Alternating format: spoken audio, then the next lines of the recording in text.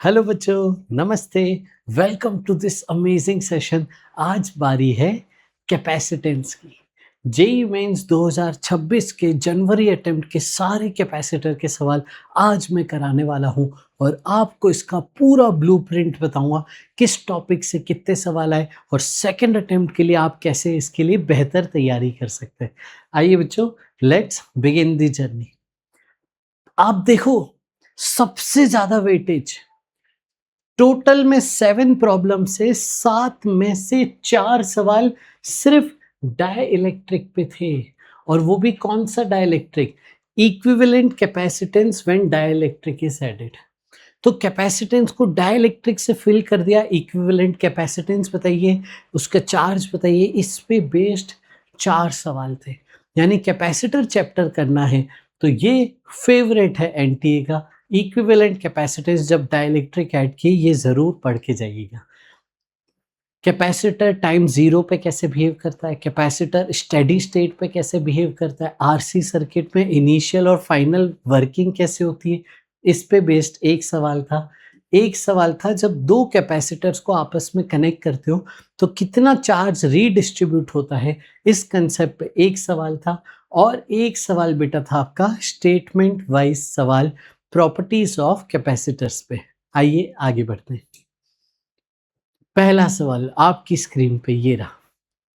A parallel plate capacitor has capacitance C when there is vacuum within the parallel plates. जब vacuum था तब capacitance को C कहा गया है। A sheet having thickness 1/3 of the separation between the plates and relative permittivity K is introduced between the plates. Plates के बीच में एक डाइलेक्ट्रिक इंट्रोड्यूस कर दिया गया है। The new capacitance of system is. आ जाओ, इसकी पूरी थ्योरी आपको बता दूं बच्चों। जब कुछ भी नहीं था कैपेसिटेंस में तो इक्विवेलेंट कैपेसिटेंस होता है A epsilon naught by D. जब आप कंप्लीट कैपेसिटर को डाइलेक्ट्रिक से फिल कर देते हो, कंप्लीट पूरी जगह को डाइलेक्ट्रिक से फिल कर दिया, तो आपका कैपेसिटेंस हो जाता है के टाइम्स के A epsilon naught by D.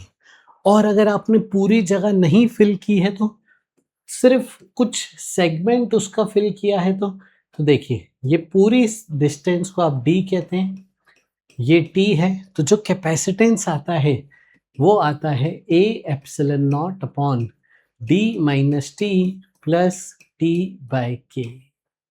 ये आपका फाइनल सेटअप आता है, A epsilon naught upon D minus T plus T by K. K क्या है? इसका डाइलेक्ट्रिक कांस्टेंट। टी क्या है? इसकी थिकनेस।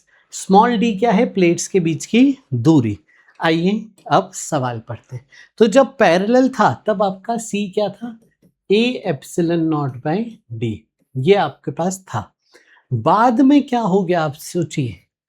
बाद में आपने कैपेसिटेंस को मैं बोल देता हूं C dash A epsilon naught upon 1/3 of separation. मतलब जो मैंने यहां पे थिकनेस टी ली ना बेटा, ये टी की वैल्यू आपको दी गई थी d/3। एक बात आप मेरे को सब बच्चे सच सच बताना कमेंट में लिख के, क्या आपको ये फॉर्मूला याद था? कितने बच्चों को ये फॉर्मूला याद था? सच सच ईमानदारी से बताना। अगर आपकी शिफ्ट में ये सवाल था तो क्या आपने इस फॉर्मूले से किया या अब आगे याद करोगे? ये पूरा लिख के बताइएगा। तो इसी फॉर्मूले में बस वैल्यू डालनी थी और थिकनेस की जगह आपको d/3 पुट करना था। तो आइए इसमें सॉल्विंग करते हैं। ये रहा d minus thickness plus thickness upon के। बस अब इसको सॉल्व करिए, दैट्स इट बच्चों, आंसर आ गया, खत्म सवाल। 2d/3 प्लस d/3 के। एलसीएम ले लीजिए इसको। यस, तो एलसीएम ले लेंगे तो क्या आ जाएगा? A epsilon naught whole upon 2kd plus D whole by 3k। ये ऊपर चला गया तो 3k A epsilon naught upon D common ले लीजिए, 2k प्लस 1 इंटू डी। अब देखिए A epsilon naught by D को सी रख दीजिए तो आपका मिल रहा है 3kc अपॉन 2k प्लस 1। ये आपका फाइनल आंसर आ रहा है बेटा। 3kc अपॉन 2k+1, ये देखिए ऑप्शन नंबर 3 में मैच हो रहा है। गॉट इट बेटा? तो देखिए कितना आसान सवाल हो जाता है अगर आपको फॉर्मूला पता होता है तो। ये सवाल देखिए, ये सवाल मिक्स प्रॉब्लम है डायोड और आरसी सर्किट का। एक चार्ज स्टेडी स्टेट पे चार्ज पूछ रहा है, एक सेटअप है, बैटरी है, रेजिस्टर्स है, डायोड्स है, और आपसे पूछा है स्टेडी स्टेट पे कैपेसिटर पे चार्ज बताइए। तो आइए इसके सारे कंसेप्ट जो लगने वाले हैं फटाफट से बता दूं। बच्चा लोग, कैपेसिटर जब आरसी सर्किट में कनेक्टेड है, टाइम 0 पे अगर ये अनचार्ज्ड है तो capacitor behaves as short circuit. मतलब कैपेसिटर को आप एक स्ट्रेट सिंपल वायर मान सकते थे, लेकिन टाइम इंफिनिटी पे capacitor behaves as open circuit. यानी जहां पे कैपेसिटर है उसको ओपन कर दीजिए, यानी उस ब्रांच से कोई भी करंट नहीं जाएगा। जी हाँ बच्चों, जब इनफाइनाइट टाइम आ जाता है ना तो कैपेसिटर से कोई करंट नहीं जाता है। एक तो आपको ये चीज अच्छे से ध्यान रखनी। फिर अब मैं डायोड की वर्किंग बता देता हूँ। देखो बेटा, आपने सेमीकंडक्टर वाला आपने देखा हो तो आपको ये सेमीकंडक्टर में आपने पढ़ा हो तो आपको पता होगा फॉरवर्ड बायस और रिवर्स बायस का कंसेप्ट। नहीं भी पता है तो अभी मैं बता देता हूँ। बच्चे, ये डायोड होता है, ये एरो, ठीक है। डायोड का एरो ये बता रहा होता है कि इससे करंट सिर्फ इसी डायरेक्शन में पॉसिबल है। यानी अगर करंट यूं है और एरो से मैच कर रहा है तो वो पास हो जाएगा, इसे आप बोलोगे फॉरवर्ड बायस है। लेकिन अगर करंट का फ्लो डायोड के एरो से अपोजिट है तो ये रिवर्स बायस कहलाता है, और यहाँ पे करंट का फ्लो ब्लॉक कर देता है, करंट को जाने नहीं देगा। तो रिवर्स बायस में डायोड करंट को नहीं जाने देता है, फॉरवर्ड बायस में डायोड करंट को जाने देता है। आइए अब सर्किट को देखिए ध्यान से। सर्किट में अगर आप ध्यान से देखेंगे तो आपका ये बैटरी से करंट ऐसे निकला, ये तो ब्रांच ही हट गई 1, 2.5। टाइम इंफिनिटी पे बात हो रही है तो कैपेसिटर से कोई भी करंट नहीं जाएगा, तो कैपेसिटर की ब्रांच ही उड़ा दीजिए। यहाँ पे आ जाइए, देखिए करंट यूं आ रहा है, यूं जाने की टेंडेंसी। अगर जाता करंट तो इस तरफ जाता, तो ये देखिए अपोजिट होगा एरो, तो यानी यहाँ पे ये रिवर्स बायस है, तो इस ब्रांच में भी कोई करंट नहीं जाएगा, ये ब्रांच को भी उड़ा देना था। बची बस आपके पास ये वाली ब्रांच। दैट्स इट बच्चों। डायोड का कुछ रेजिस्टेंस दिया नहीं तो आइडियल मानिए इसको जीरो रेजिस्टेंस का, और ये आपका सर्किट बन गया। इस सर्किट में इनफाइनाइट टाइम पे आपका बेटा करंट आ गया। करंट कितना आ गया? EMF upon R equivalent. EMF है 2.5 अपॉन इक्विवेलेंट रेजिस्टेंस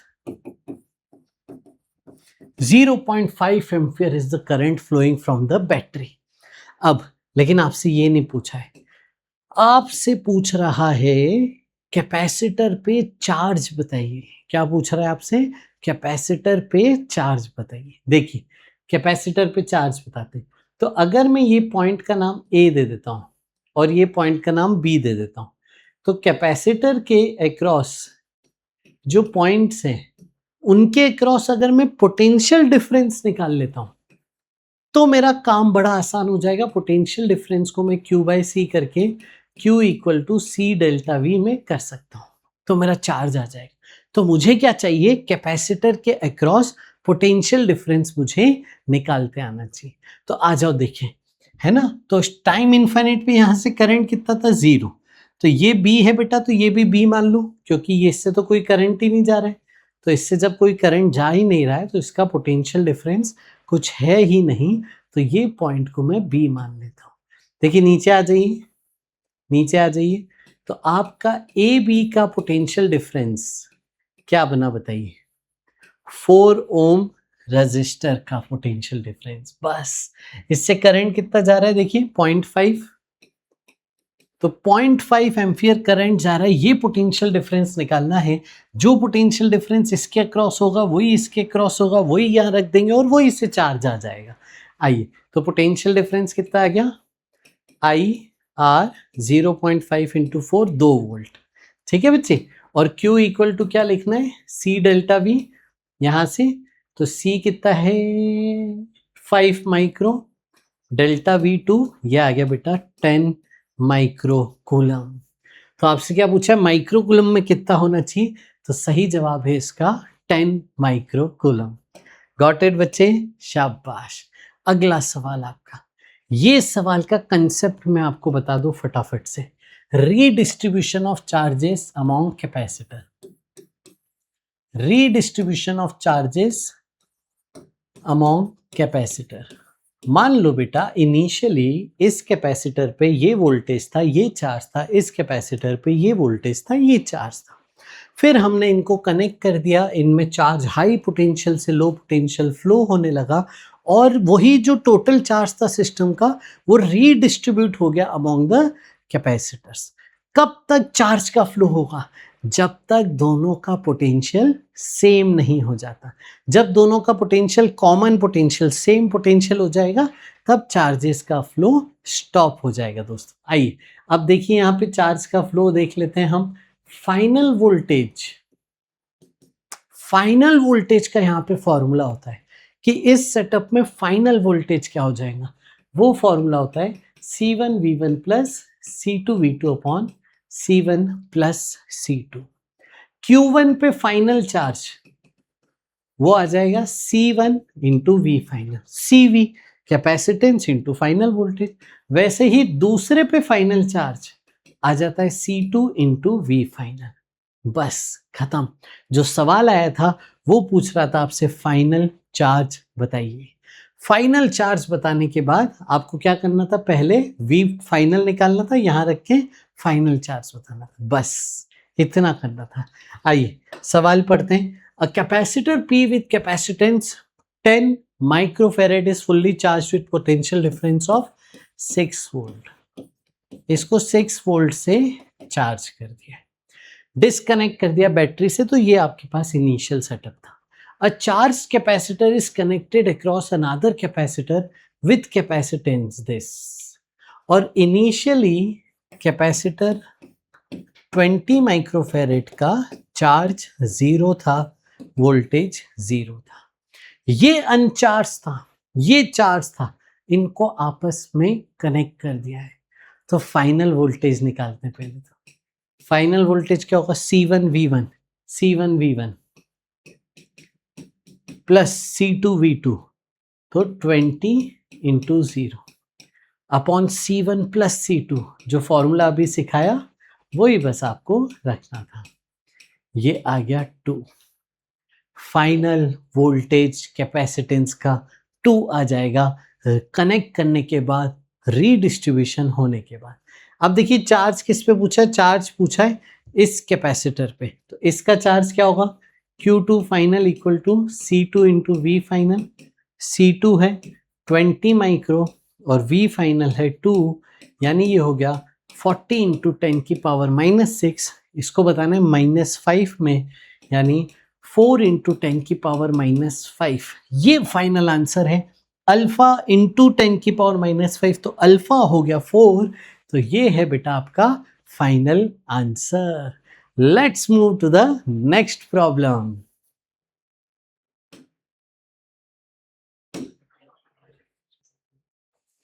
अब ये सवाल देखिए कैसा सवाल है। एक और सवाल मैं आपको दिखाता हूं, ठीक है, ध्यान से देखिएगा और ध्यान से सुनिएगा। ये देखिए, ये वाला नहीं, अभी रुकिए, ये वाला सवाल, ये सवाल और अभी जो दिखाया वो सवाल दोनों सेम कंसेप्ट में हैं। दोनों की थ्योरी आ जाओ, मैं सिखा देता हूं। कम ऑन बच्चों आ जाओ। तो आइए एक बार ये वाला क्वेश्चन देख लेते हैं। यस, और इसका मैं पूरा कंसेप्ट आपको सिखा देता हूं। आ जाओ बच्चों। तो देखो ध्यान से, अगर आपका कैपेसिटर की प्लेट्स में इस तरीके से डाइलेक्ट्रिक्स ऐड किए, ये इस तरीके से बेटा अगर आपको डाइलेक्ट्रिक ऐड किए, आपने area of the plate A/2 कर दिया और डिस्टेंस बिटवीन द प्लेट्स भी D/2 कर दिया, तो a/2 d/2 जगह में आपने k1 फिल कर दिया, फिर k2 k3 k4 इस तरीके से आपने ये पूरा सेटअप फिल कर दिया और ये आपकी प्लेट्स है। अब इसमें आप सीरीज पैरेलल कनेक्शन कैसे डिसाइड करते हैं? देखो मैं आपको बताता हूँ। आप ना प्लेट्स को दो हिस्सों में कट करते हो। आप इस तरीके से प्लेट्स को दो हिस्सों में कट करते हो, ये, और ये हो गया k1, ये हो गया k2, ये k3, ये k4।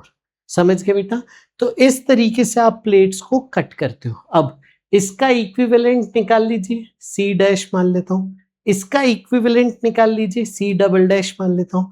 फाइनली फिर इनको पैरेलल कनेक्ट करते हैं, फाइनली इनका पैरेलल कनेक्शन हो जाता है, तो c इक्विवेलेंट आ जाता है c dash plus c double dash. अब ध्यान से सुनिएगा, ये वाला C1 क्या होगा देखिए, A epsilon not K1 upon D, है ना, A epsilon naught by D था बेटा, इनटू डाइलेक्ट्रिक कांस्टेंट। एरिया आप A/2 ले लीजिए, डिस्टेंस आप D/2 ले लीजिए, तो C1 basically A epsilon naught by D into K1 आ गया, राइट। C2 आपका इसी प्रकार से A epsilon naught by D into K2 आ जाएगा। गॉट इट बच्चों? अब ध्यान से देखना, ये दोनों आपस में सीरीज में, तो C डैश हो जाएगा C1 C2 upon C1 plus C2। ये दोनों सीरीज में ना बेटा, तो सीरीज में आप ये फॉर्मूला लगाते हो दो कैपेसिटर का, आप देखिए ये यूज कीजिए, तो C डैश आ जाएगा A epsilon naught by D K1 K2 upon K1 plus K2। Got it बच्चों? इस तरीके से आपने ये सेटअप किया। अब C1 आ गया आपके पास, अब देखो C2 कैसा होगा, C डैश आ गया, अब देखो C डबल डैश कैसा होगा। C डबल डैश आपका हो जाएगा A epsilon naught by D K3 K4 upon K3 plus K4। Got it बेटा? अब ये दोनों का पैरेलल, तो इसमें से आप A epsilon naught by D common ले लीजिए, K1 K2 upon K1 plus K2 plus K3 K4 upon K3 plus K4। समझ गए बेटा? ये स्टैंडर्ड फॉर्मेट आपको याद रखना है। दो सवाल थे, दोनों सवालों में ये फॉर्मूला यूज करूंगा और आपका आंसर आ जाएगा और आपको आसान लगेगा। अब यहाँ पे बच्चे एक डाउट और पूछते हैं, वो डाउट भी मैं आपको क्लियर कर देता हूँ। बच्चे पूछते हैं कि सर देखो, यहां पे क्या सर मैं ऐसे मान सकता हूं कि सर मैं K1 K3 को पैरेलल मान लूं, K2 K4 को पैरेलल मान लूं और फिर आपस में सीरीज कर लूं? क्या मैं ऐसे तोड़ सकता हूं और इन दोनों को फिर आपस में सीरीज मान लूं? तो इसका जवाब है नहीं, आप ऐसे नहीं कर सकते हैं, ये गलत तरीका हो गया। ऐसा क्यों? मैं आपको बता देता हूं ऐसा क्यों। क्योंकि देखिए, कंडक्टिंग प्लेट है, कंडक्टर में सारे लोग इक्वी पोटेंशियल होते हैं, सबका नाम सेम दे सकते हैं। यहां पे भी बी, ये कंडक्टिंग प्लेट है, सबका नाम बी दे दो, कंडक्टिंग प्लेट है, सबका नाम ए दे दो। लेकिन बीच में डाइलेक्ट्रिक है, अगर इसको नाम देते हो सी, तो इसको सी नहीं दे सकते, इसका अलग नाम होगा, क्योंकि ये कंडक्टर नहीं है। कंडक्टर में ही सेम नाम दिए जा सकते हैं। अब देखिए, ये कैपेसिटर किसके बीच का है, ए और सी, ये कैपेसिटर किसके बीच का, ए और डी, यानी ये दोनों को मैं पैरेलल कभी नहीं मान सकता हूं। तो इसलिए बहुत ध्यान से रहना कि अगर ऐसा सेटअप आए तो हमेशा प्लेट्स को कट करिएगा, हमेशा प्लेट्स को कट करिएगा, ये दोनों आपका सीरीज और ये सेटअप आपका बन जाएगा। आइए, तो ये देखिए सवाल है। अब इसमें देखो एक चीज और करनी है, प्लेट्स आपको ऊपर नीचे दी गई है, तो सबसे पहले तो इसको 90 डिग्री टर्न कर दीजिए। 90 डिग्री टर्न करके आप देखिए प्लेट्स ऐसे हैं, है ना। ओरिएंटेशन बहुत इंपॉर्टेंट है, जिस ओरिएंटेशन में आप पढ़ाई करते हो वही ओरिएंटेशन में आप पहले क्वेश्चन को कन्वर्ट किया करो।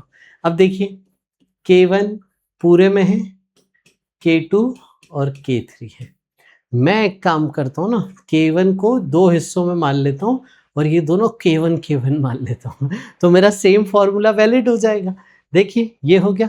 अब देखिए सी इक्विवेलेंट क्या आ जाएगा, A epsilon naught by D, ये देखिए इन दोनों का K1 K2 upon K1 plus K2 plus इन दोनों का K1 K3 upon K1 plus K3। Got it बच्चों? इस तरीके से आप ये कर सकते हैं, तो आपका चुटकियों में आंसर आ गया। अब देखिए इसमें वैल्यू बस पुट करनी है आपको। इनिशियल वाले को C बोला है तो इसको C ले लीजिए, K1 2 और K2 3, 2 3 जा 6 upon 2 plus 3 5 plus K1 K3 10 upon K1 plus K3 7। जल्दी से बेटा ये एलसीएम ले लीजिए, 42 50 92 अपॉन 35। ये बेटा आपका C इक्विवेलेंट आ गया है ना। अब इसको किसके बराबर करना है, इसको NC/3 के बराबर करना है। आप देखिए इसको सॉल्व करेंगे ना तो n क्या आ रहा है, देखिए n मल्टीप्लाई करिए, ये आपका n आ जा रहा है, यस ये आपका n आ जा रहा है। ठीक है, तो ये देखिए ये 11 पॉइंट समथिंग आ जाएगा, तो ये 11 पॉइंट समथिंग, 11 8 जा 88 है, तो ये नीचे 11 पॉइंट समथिंग आ जाएगा, 8 से थोड़ा सा छोटा आ जाएगा, ये अप्रॉक्सीमेटली 7.9। और ये इंटीजर टाइप सवाल आया था तो इसकी अप्रॉक्सीमेट इंटीजर वैल्यू आ जाएगी बच्चा लोग 8। तो ये था ये सवाल, समझ गए बच्चों। अब मैं आपको वो वाला सवाल, बड़ा वाला सवाल दिखा देता हूँ, ठीक है, आ जाओ। तो एक शिफ्ट का ये सवाल आया था, इस पे बाद में आते हैं, पहले ये सवाल वापस देख लेते हैं। सेम सेटअप का सवाल है, 3 केसेस दिए हैं, ध्यान से सुनिए। प्लेट्स ऊपर से ऐसे रखिए, इसको आप टर्न कर दीजिए। तो पहले केस में देखिए K1 दोनों तरफ K1 मान लीजिए, K2 K1। सेकंड केस में देखिए K2 K2 है दोनों तरफ, और इस तरफ K2 K1। थर्ड केस में देखिए K1 के साथ K2 है, फिर K2 के साथ इधर K1 है। तो ये 3 केसेस आपको दिए थे और आपसे पूछा था इनमें से कौन सा ज्यादा है कैपेसिटेंस में, और देखिए K1 ग्रेटर देन K2 है। देखो बच्चे, काफी बार बच्चों को ना वेरिएबल में कंपेयर करने में प्रॉब्लम आती है, तो मैं हमेशा बताता हूँ आप ना कोई वैल्यू मान लो मन से। मान लीजिए K1 को 3 और K2 को 2 मान लीजिए, तो आपको सॉल्व करना आसान। अब आप देखिए सेम फॉर्मूला जो भी डिराइव किया था यहाँ पे लगाइए, तो आप देखिए क्या बनेगा, ए epsilon naught by D K1 K2 upon K1 plus K2 plus, है ना, देखते हैं अपन, ये K1 K2 है और K1 K1 है, यहाँ K2 K2 है और K2 K1 है, यहाँ पे K1 K2 K1 K2 दो बार है, तो K1 K2 और K1 K1 के साथ आ रहा है, ध्यान से देखिए। और CB जब आप करेंगे तो उसमें K1 K2 upon K1 plus K2 तो था ही, लेकिन एक K2 K2 थे आमने सामने, तो ये आ जाएगा। और थर्ड वाला देखिए, उसमें दोनों में आमने सामने K1 K2 थे, तो आपका सेटअप बेटा ये बनेगा। गॉट इट बच्चों, समझ में आया कैसे क्या सर ने, कितना आसानी से कर दिया सर ने। बस आपको ये पैटर्न देखना है, देखो K1 K2 K1 K2 K1 K2 सब में, इसमें K1 K1, इसमें K2 K2 और इसमें K1 K2, तो ये सेटअप देख लिया। अब देखो ये वाली टर्म सब में कॉमन है, इसको देखने की जरूरत ही नहीं थी, आपको ये देखना है, समझ गए। अच्छा K1 को 3 माना था, तो 3 3 जा अपॉन 3 प्लस 3, तो ये हो गया 3/2 1.5। यहाँ पे K2 को 2 माना था, 2 2 जा अपॉन 2 प्लस 2, ये 1, और यहाँ पे एक को 3 एक को 2, 3 2 जा अपॉन 3 प्लस 2, ये आ गया 1.2। बस अब देखो कंपेयर हो गया ना, सबसे ज्यादा कौन है ये, तो CA सबसे ज्यादा, फिर थर्ड केस और फिर सेकंड केस, तो ACB किस में आ रहा है, ACB इसमें आ रहा है, ये रहा। तो आपको वो फॉर्मूला याद रखना, एक बार फिर से मैं याद दिला दूं आपको, फॉर्मूला कौन सा था, फॉर्मूला बेटा यहाँ पे देखिए ये वाला था। ये सेटअप ध्यान रखिएगा, काफी कंफ्यूज होते हैं बच्चे, लेकिन अब अगले अटेम्प्ट के लिए आपका सारा कंफ्यूजन हमने दूर कर दिया। अगला सवाल आइए। अ parallel plate capacitor with capacitance 5 mm is charge by the battery. एक कैपेसिटर सी था बेटा, इसको बैटरी से चार्ज किया तो इस पे चार्ज आ जाता है CV। अब आपने एक माइका शीट डाइलेक्ट्रिक इंट्रोड्यूस कर दी। अच्छा, कंप्लीट नहीं इंट्रोड्यूस किए, थोड़ी सी जगह में इंट्रोड्यूस किए, maintaining the connection with the plates, तो आपका कैपेसिटेंस बदल गया बेटा, C' हो गया। तो इस पे फाइनल चार्ज कितना आ गया, C'V। अब बोला it is found that it draws 25% more charge from the battery. तो अब देखिए जो एक्स्ट्रा चार्ज गया वो बता रहा हूं मैं, एक्स्ट्रा चार्ज कितना गया, C'V माइनस CV। पहले CV आ गया था, उसके बाद एक्स्ट्रा और गया, तब जाके तो C' बना, तो ये हो गया। ये किसके बराबर है, 25% ऑफ इनिशियल चार्ज के बराबर, यानी इसके बराबर। तो 25% ऑफ CV। तो बच्चे ये आपको मिल रहा है, इसको उधर भेज दो, LCM ले लीजिए, तो आपका C' आ रहा है 1.25 टाइम्स C। ये कंडीशन आपको दी थी, ठीक है। अब आ जाओ, आपने पूरा तो लगाया नहीं, आपने सिर्फ 2 थिकनेस में रखा है, तो C' क्या लिखेंगे, A epsilon naught upon D minus T plus T/K का फॉर्मूला यूज करेंगे। ये देखिए क्या हो गया, A epsilon naught upon D minus T plus T/K which is equal to A epsilon naught upon 3 plus 2/K। ये आ गया C' था 1.25 इंटू C। वैल्यू रखिए, सॉल्व करिए। देखिए A epsilon naught upon 3 plus 2/K equal to 1.25 A epsilon naught upon, यहाँ पे देखिए क्या आ जाएगा 5, पूरा 5 वैक्यूम था इनिशियली, तो ये आ जाएगा। देखिए A एप्सिलॉन नॉट कट गया, क्रॉस मल्टीप्लाई कर दीजिए, यहां से पॉइंट हटा दीजिए, और अब हम इसको सॉल्व कर लेते हैं।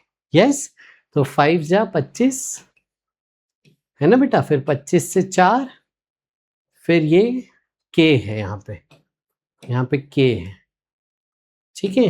तो आप यहाँ पे LCM ले लीजिए और इधर 4K उधर भेज दीजिए, इक्वल टू 3K प्लस 2। तो ये सॉल्व करके आ रहा है बेटा K equal to 2। Got it बच्चों, तो option C is the correct answer. K equal to 2 आ गया बेटा। इस तरीके से आपको ये करना था, ये भी हमने देख लिया। आइए आज की क्लास का आखिरी सवाल, 28 आखिरी शिफ्ट के आखिरी दिन के पेपर का सवाल है। आपके पास 4 स्टेटमेंट्स हैं, आपको पता करना है इनमें से कौन सा ऑप्शन सही है और फिर सही टिक करना है। देखिए, effective capacitance of series combination is always smaller than smallest capacitance। बच्चे सीरीज में हमें पता है 1/C इक्विवेलेंट ये होता है ना, और पैरेलल में बेटा हमें पता है पैरेलल में C इक्विवेलेंट एडिशन हो जाता है। तो पैरेलल में क्या होता है, वैल्यू बढ़ती है, सीरीज में सही कह रहा है ऑप्शन, कम हो जाती है। जो सबसे छोटा होता है ना, जैसे मैं आपको बना देता हूं 1 2 3, इन तीनों में सबसे छोटा कौन सा है, 1। 1 से भी छोटा बनेगा C इक्विवेलेंट, आप निकाल के देखिएगा। तो ये एकदम सही जवाब है। तो देखिए A कहां सही है, ये वाला हट गया, ये वाला हट गया। अब आपको ये चेक करना है बस, ठीक है।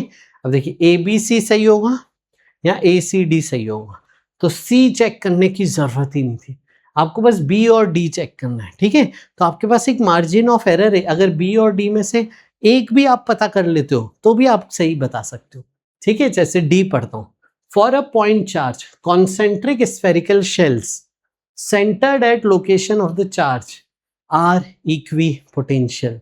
ये बिल्कुल सही बात है। देखो पॉइंट चार्ज के लिए पोटेंशियल का फॉर्मूला होता है KQ/R। तो R डिस्टेंस पे जाओगे, स्फीयर बनाओगे, तो हर पॉइंट का पोटेंशियल सेम आ जाएगा। तो आपका डी ऑप्शन सही हो गया, यानी इसमें ए सी डी सही, option 4 is the correct answer. बस हो गया है ना। अच्छा, अगर कोई बोले सर बी वाला बता दो, तो देखो बी समझा रहे।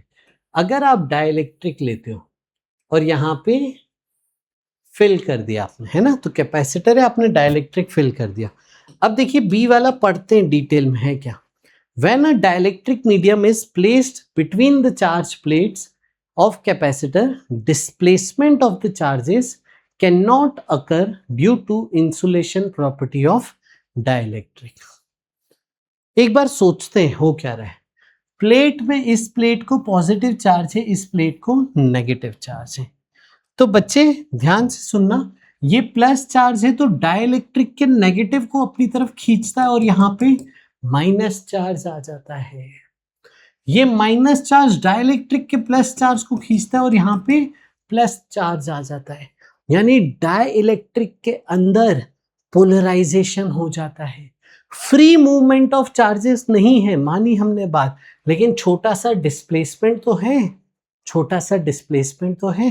तो जो छोटा सा डिस्प्लेसमेंट है, इसीलिए ये स्टेटमेंट गलत हो जा रहा है। फ्री मूवमेंट बंद कर दे रहा है, लेकिन पोलराइजेशन अलाउ करता है डाइलेक्ट्रिक, इसीलिए डिस्प्लेसमेंट हो रहा है। तो ये था बच्चों आज का सेशन। आई होप आपने खूब सीखा होगा। कमेंट करके बताइएगा कौन से सवाल में आपको क्या सीखने को मिला और नेक्स्ट अटेम्प्ट के लिए आपके लिए कैसे तैयारी है। तो मिलेंगे अगले लेक्चर में, तब तक के लिए bye bye, take care, God bless you all.